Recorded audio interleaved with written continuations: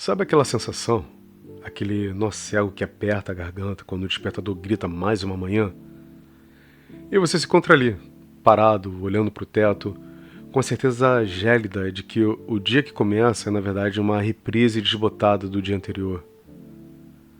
Aquela incômoda suspeita de que estamos todos nós presos num loop infinito, revivendo as mesmas piadas sem graças, os mesmos perrengues, as mesmas promessas furadas. É uma angústia peculiar, né? A gente se ilude com a ideia de que a vida é um rio que corre para frente, mas no fundo a gente sente que é mais como um remo que gira em círculos sem sair do lugar. E a pergunta que me assombra, e talvez assombre você também, é: se a gente tropeça na mesma pedra 2, 3, 4 vezes, será que a culpa é da pedra ou da teimosia burra de quem não aprendeu a desviar da pedra? Eu me lembro de uma vez, lá para meus 20 e poucos anos, quando a vida ainda era um novelo embolado de certezas e incertezas, eu estava na cozinha do meu apartamento minúsculo, tentando, por algum motivo insondável, descascar uma laranja com uma colher de chá. Isso mesmo, uma colher de chá. E o ritual era sempre o mesmo.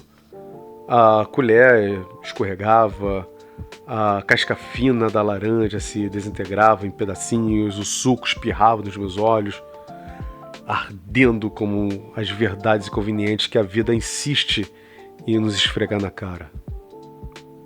O cheiro cítrico, amargo e adocicado invadia o ambiente, misturando-se com o vapor do café que esfriava na caneca do lado. Cada tentativa era um micro fracasso, um atestado de incompetência frente a uma fruta despretensiosa. Eu respirava fundo, tentava de novo e o ciclo se repetia. Colher contra casca, suco nos olhos, eu gritando de frustração, e aquela laranja parecia me desafiar, rindo do meu esforço patético, como se sussurrasse: "Você não vai conseguir, nunca, é inútil." O sol entrava pela janela, tímido, iluminando os pequenos fracassos da minha manhã. As migalhas de pão sobre a mesa, o reflexo distorcido do meu rosto na água parada do copo. Por que eu estava insistindo em algo tão obviamente fadado ao desastre? Que força oculta me impulsionava a repetir a mesma ação esperando um resultado diferente que nem um maluco numa praça? E o mais importante, será que a vida, em sua infinita e por vezes cruel sabedoria, não faz o mesmo com a gente, nos entregando laranjas difíceis e colheres de chá para ver quanto tempo a gente leva para sacar que precisamos de uma faca de verdade? Ou quem sabe, apenas para que a gente entenda que a casca não é o problema, mas a nossa insistência em usar a ferramenta errada para a vida. E se no fundo a vida fosse um eterno descascar de laranja com a ferramenta errada, até a gente finalmente desistir da colher de chá e aprender a usar as próprias mãos. E foi ali, no meio daquele cheiro agridoce de laranja e da minha inesgotável e ridícula obstinação, que algo surreal aconteceu. Não foi um raio, nem um trovão, nem um aviso de aplicativo de banco que, convenhamos, né, assusta mais que um trovão hoje em dia. Foi algo mais sutil, foi um murmúrio que se fez de visão. De repente, a cozinha do meu apartamento minúsculo não era mais a mesma. As paredes se curvaram como se o tempo e o espaço tivessem virado gelatina. E cada tentativa de descascar a maldita laranja, eu me via. Sim, eu mesmo, mas não o eu do agora, com a barba grisalha, pijama amassado. Era uma procissão de eus de outras épocas. O eu adolescente com espinha e a alma em frangalhos por causa de um fora que eu levei. O eu criança choramingando por causa de um brinquedo quebrado. O eu do futuro com algumas rugas a mais. E olhar de quem já viu tudo, mas ainda assim com a mesma porcaria de colher de chá na mão, tentando inutilmente descascar a mesma laranja. Ele surgiu em flashes, como slides de uma vida que se repetia em uma dimensão paralela. O eu de terno apertado, suando a camisa numa entrevista de emprego desastrosa. O eu de férias com filtro solar escorrendo nos olhos, brigando com uma cadeira de praia que se recusava a abrir. O eu numa discussão acalorada, repetindo as mesmas frases, os mesmos argumentos vazios que ecoavam no tempo. Era a mesma energia, o mesmo esforço inútil, a mesma frustração pintada em cada rosto, em cada ruga, em cada tentativa. A laranja, ela parecia aumentar de tamanho. Seu brilho zombeteiro refletia todos os meus fracassos passados, presentes e, de alguma forma apavorante, futuros. Eu era o palhaço de um circo sem público, condenado a repetir o mesmo número, sem aplausos, sem bis, apenas o eco da minha própria e persistente ineficiência. A cena era cômica, absurda e, ao mesmo tempo, um soco no estômago. Eu estava ali, testemunha de mim mesmo num looping temporal digno de um episódio de Além da Imaginação, mas com um toque melancólico de um filme de domingo à tarde. Aquele cheiro de laranja, antes apenas um aroma, se transformou num cheiro denso das repetições, do tempo que se dobra sobre si mesmo, das nossas pequenas e grandes teimosias que se recusam a morrer. Aquela colher de chá não era mais um utensílio, era um símbolo da nossa insistência em usar ferramentas erradas, em bater na mesma tecla, em tropeçar na mesma pedra, esperando que por algum milagre cósmico o resultado seja diferente. E se essa cena bizarra e quase patética não for apenas um delírio matinal, mas um convite para olharmos bem de perto para o espelho quebrado das nossas vidas e nos perguntarmos quantas vezes mais vamos nos contentar em descascar a mesma laranja com uma colher de chá antes de finalmente procurarmos a porcaria de uma faca. A visão daquela procissão de eus patéticos tentando descascar a mesma laranja com uma colher de chá me deixou com um gosto amargo na boca. Um misto de riso nervoso e desassossego existencial. E ao sair da minha cozinha particular e abrir a porta para o mundo lá fora, percebi que eu não estava sozinho nesse espetáculo de horrores repetitivos. Não, que nada. A gente vive num planeta onde o loop infinito não é uma anomalia, é a norma. É a nossa nova religião. É o nosso novo mantra zen. Mais do mesmo, por favor. Olha para a tela do seu celular agora, vai. A gente rola o feed incessantemente esperando o quê? Uma epifania digital? A cura do câncer no meme? Não, a gente está ali hipnotizado, vendo a mesma notícia reciclada, a mesma fofoca requentada, a mesma foto do almoço de alguém que a gente nem conhece direito e curte, compartilha. Depois rola mais um pouco esperando que o próximo post traga magicamente um sentido para nossa existência. Mesmo que a gente sabe que não vai trazer. É a laranja digital, gente. E a gente com a colher de chá do nosso tempo e atenção tentando extrair algo que não está mais ali. Pensa nas manchetes. É sempre a mesma crise, o mesmo escândalo, a mesma promessa política que nunca se cumpre, mas que volta na próxima eleição com uma roupagem ligeiramente diferente. É o eterno retorno do pior de nós, reempacotado, requentado e servido com uma trilha sonora de faça a sua parte. Enquanto os tubarões de terno e gravata continuam nadando na piscina de dinheiro público. E a gente faz o quê? A gente reclama no Twitter, escreve textão no Facebook, assina a petição online e depois liga a TV para ver o mesmo telejornal que vai reprisar a mesma notícia de amanhã. É um déjà vu constante, é uma novela que não acaba, com o mesmo roteiro, só mudando os atores. E a gente ainda paga por esse pay-per-view. A gente vive num mundo onde a busca por sentido se tornou um produto, uma trend de internet. 5 passos para a felicidade, descubra seu propósito em 10 dias, seja só a melhor versão com 15% de desconto usando meu cupom. Vendem a ideia de que a vida é um checklist. E se você cumprir todos os itens, a mágica acontece. Mas a mágica não vem. Porque a gente está sempre esperando o próximo item da lista, o próximo upgrade, a próxima versão do eu que ainda não chegou. E enquanto isso, a gente vai vivendo de quase lá, de só mais um pouquinho, de quando eu tiver... E o tempo?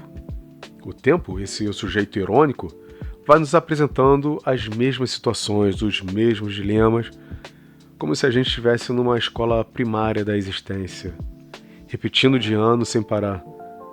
Porque a gente se recusa a aprender a lição básica, que a vida, talvez, não tenha um botão de próximo nível.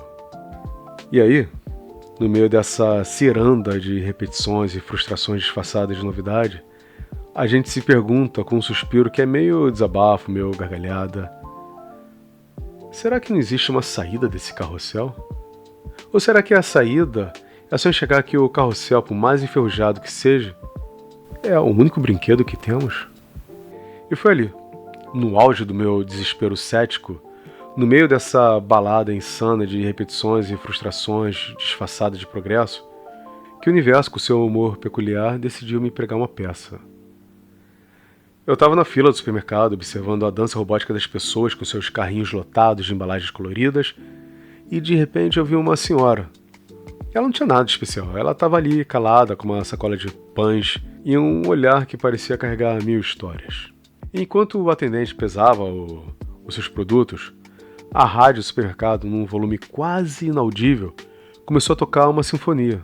Não era uma música pop qualquer, era algo denso, pesado, mas com uma melodia que me pegou desprevenido. E no meio daquela melodia, uma frase surgiu na minha mente como um raio que corta o céu nublado. Tudo que é fundo ama a máscara. A frase não era nova para mim, eu já tinha lido no livro. Assim falou Zaratustra. A gente pode até conversar mais sobre esse livro em outro vídeo. Mas ali, naquele contexto surreal de filas e pães, ela reverberou de um jeito diferente. Não era a frase de um guru de autoajuda vendendo a próxima ilusão. Era a voz de um bigodudo alemão, um tal de Nietzsche, que não vendia soluções prontas, mas sim perguntas do tamanho de um abismo. E essa frase, tudo que é fundo ama a máscara, me puxou para um buraco negro de pensamentos. Pensei nas nossas máscaras sociais, nos papéis que interpretamos, nos sorrisos que damos quando o coração está em frangalhos. Mas Nietzsche não falava de hipocrisia barata. Ele falava de algo mais profundo, da necessidade que temos de nos reinventar, de criar versões de nós mesmos, de dançar com as complexidades da existência. Mesmo que o palco seja incerto e a música, por vezes, seja muito desafinada. Nietzsche, aquele filósofo com o martelo na mão e o riso nos lábios, pelo menos na minha imaginação, ele não veio me dar respostas. Ele me veio para dar um tapa na cara, um chacoalhão existencial. Ele não veio me dizer, seja feliz, mas sim, seja forte, seja criador de si mesmo e ame o seu destino. Ele me convidou a encarar de frente a ideia mais assustadora e libertadora que eu já tinha ouvido, a do eterno retorno. A ideia de que essa vida, exatamente essa vida, com todas suas dores, alegrias, laranjas teimosas e colheres de chás inúteis, se repetirá infinitamente, exatamente como ela é. A princípio, a ideia é um terror. Um filme de looping sem fim, um inferno de Dante, onde a gente é o próprio demônio condenado à repetição. Mas ali, na fila do supermercado, enquanto a sinfonia tocava e a senhora dos pães me olhava com um sorriso discreto, eu senti algo diferente. Não era um pavor, era um misto de alívio e uma responsabilidade imensa. Se tudo vai se repetir, então cada instante, cada escolha, cada frustração e cada vitória ganham um peso absurdo. A vida não é mais um rascunho que você pode rabiscar e jogar fora. Ela é a única obra-prima que você vai pintar. E ela será repetida ad infinitum. E aí, a pergunta que me martelava na cabeça já não era mais a mesma. Não era mais, por que estamos presos nesse ciclo? Era algo mais urgente, mais visceral, mais libertador. Se a vida é essa dança cósmica que se repete, não seria a hora de aprender a dançar com mais paixão, com mais verdade, com mais intensidade? A cada passo, sabendo que essa mesma dança, com os mesmos tropeços e acertos, voltará a cada milésimo de segundo da eternidade? Essa ideia que, a princípio, soou como um absurdo ameaçador no corredor da minha mente, começou a se transformar em uma melodia. Uma melodia estranha, é verdade, com seus compassos quebrados, suas notas desafinadas e seus solos de saxofone que te fazem torcer o nariz. Mas uma melodia ainda assim que era inegavelmente a minha melodia. Não se tratava de uma resignação passiva, de levantar as mãos para os céus e gritar: tá bom, universo, você venceu, eu vou descascar essa laranja com a porcaria da colher de chá para todo sempre. Não era nada disso. A revelação de Nietzsche, a faísca do eterno retorno, ela não veio para me curvar, mas para me erguer. Para me fazer enxergar que, se a vida vai se repetir, então cada batida do meu coração, cada risada desajeitada, cada lágrima sentida, cada tropeço no meu fio e cada acerto milimétrico ganhou uma importância cósmica quase sagrada. Pensa aqui comigo. Se essa vida, com todos os seus absurdos e belezas, vai ecoar pela eternidade, então não seria uma tremenda burrice desperdiçar um único segundo? Não seria uma tragédia ainda maior viver no piloto automático esperando pelo dia ideal, pelo momento certo, pelo quando tiver dinheiro, tempo, coragem? O cheiro da laranja, que antes me lembrava o fracasso, agora me remete à persistência. A textura da casca, que antes era um empecilho, agora é um convite à superação. Aquela colher de chá, antes um instrumento inútil, virou símbolo da nossa capacidade de inovar, de rir da nossa própria teimosia, de encontrar soluções onde só víamos problemas. É como se a vida, essa malandra, nos desse um espelho e dissesse: olhe bem, meu caro, essa bagunça aí, essa sua história torta, cheia de altos e baixos, de alegrias passageiras e tristezas que parecem eternas, pois é, essa é a única versão que você tem.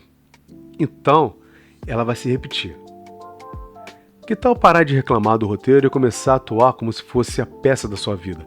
Que tal abraçar cada cena, cada diálogo, cada erro e cada acerto com a paixão de quem sabe que está criando uma obra-prima que vai ecoar pelos confins do tempo? Eu olho para trás e vejo as ruínas dos meus antigos e se. Se eu tivesse feito diferente, se eu tivesse dito aquilo, se eu não tivesse tropeçado aqui, besteira. Cada passo em falso, cada porta que se fechou na minha cara, cada não que eu recebi, não eram falhas no roteiro. Eram as cenas necessárias para me trazer até aqui. Para que eu pudesse finalmente encarar essa laranja com um sorriso no rosto e dizer: vem, sua danada. Não importa a colher, não importa a dificuldade, eu vou te descascar. Porque eu sou o artista da minha existência. E cada detalhe importa, porque cada detalhe voltará. E eu quero que o retorno seja digno de um grande sim. É um abraço na imperfeição, um beijo na impermanência, uma declaração de amor ao caos que nos molda. E se a aceitação for a verdadeira liberdade? Se o sentido da vida não for encontrar um caminho reto, mas amar cada curva, cada desvio, cada buraco na estrada, sabendo que tudo isso é parte da melodia que vai tocar para sempre. E assim, com a alma mais leve, a mente mais arejada, eu voltei à minha cozinha. A mesma cozinha, o mesmo sol espreitando pela janela, o mesmo cheiro de café misturado com o aroma cítrico da batalha matinal. E lá estava ela, a laranja. Não mais uma adversária zombeteira, mas um convite. Não mais um teste de paciência, mas um espelho. E a colher de chá? A colher de chá. Ela já não era mais um instrumento inútil.